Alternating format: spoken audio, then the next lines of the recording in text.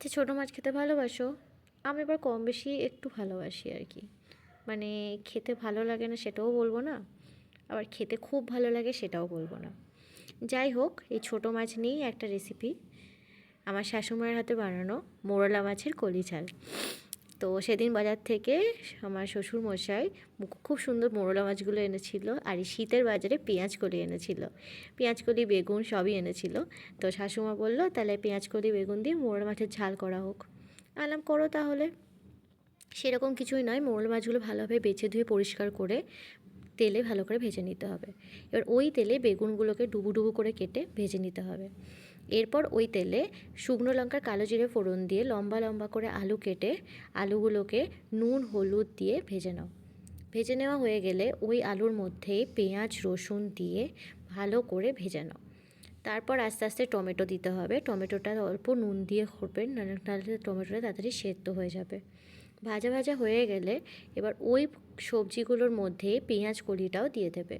পেঁয়াজ কলিটা দিয়ে দেওয়ার পর ভালো করে ভাজতে থাকবে যতক্ষণ না পেঁয়াজ কলি ভালো করে সেদ্ধ হচ্ছে বা ভাজা হচ্ছে। পেঁয়াজ কলি ভাজা হলে বুঝতেই পারবে পেঁয়াজ কলিটা নরম নরম হয়ে যাবে আর সবজিটা অনেকটাই কম হয়ে আসবে। দেখবে যতটা পেঁয়াজ কলি ফ্লাপি হয়ে থাকে, কিন্তু ভেজে যাওয়ার পর দেখবে অনেকটাই কমে যায়। তো সেরকম অনুযায়ী তোমরা ভাজতে থাকবে। ভাজা ভাজা হয়ে গেলে আবার ওই পেঁয়াজকলির ওপরে এবার হলুদ দিয়ে আর অল্প নুন দিয়ে আর অল্প চিনি দিয়ে আরও ভালো করে ভাজতে থাকবে। ভাজা হয়ে গেলে এরপর একটা পেস্ট তৈরি করবে। সেই পেস্টের মধ্যে দিতে হবে কালো সর্ষে, সাদা সর্ষে, অল্প আদা, দুটো কাঁচা লঙ্কা, অল্প নুন আর জল। ভালো করে পেস্টটাকে করে নেবে। এরপর ওই পেঁয়াজ কুড়িটা পুরোপুরি ভাজা হয়ে গেলে এই পেস্টটা তার মধ্যে দিয়ে দেবে। এই পেস্টটা দিয়ে দেওয়ার পর ভালো করে নাড়তে থাকবে সবজিটাকে, ভালো করে যেন সুন্দর মাখা মাখা একটা ভাব আসে।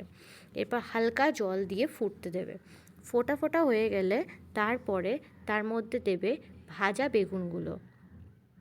ভাজা বেগুনগুলো দিয়ে দেওয়ার পর আবার ওর মধ্যে ভালো করে নাড়তে থাকবে। নাড়ানাড়ি হয়ে গেলে আবার অল্প জল দিয়ে বেগুনগুলো দিয়ে দেওয়ার পর হালকা জল দেবে, জল দিয়ে ফুটতে দেবে। দেখবে অনেকটা সেদ্ধ হয়ে যাচ্ছে। আর আমাদের একটু যেহেতু টেস্ট করে দেখার পর ঝালটা যেহেতু একটু কম হয়েছিল, সেই জন্য শাশুড়ি একটু লঙ্কা গুঁড়ো আর অল্প একটু নুন দিয়েছে আন্দাজ মতো। দিয়ে তারপর দেওয়ার পর সুন্দর দেবে মাখা মাখা জিনিসটা চলে আসছে। তার মধ্যে দিয়ে দেবে ভাজা মাছগুলো। ভাজা মাছগুলো দিয়ে একটু সেদ্ধ করতে দেবে। সেদ্ধ করা হয়ে গেলে সুন্দর দেবে, তখন যখন মোরলা মাছগুলো দেখবে একটা জল জল ভাব চলে আসছে আর মোরলা মাছের মাছগুলোর মধ্যে মশলাটা ঢুকে যাচ্ছে, তখন কি করবে, ওপর থেকে ধনেপাতা কুচি ছড়িয়ে মাছটাকে আরটু নাড়াচাড়া করে ফুটতে দিয়ে তারপর নামিয়ে দেবে। শীতের বাজারে অনেক রকম সবজি তোমরা দেখতেই পাও।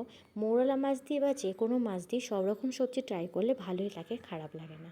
আমার শাশুড়িমার হাতে রান্নাটা ভালোই হয়েছিল। আমি অল্প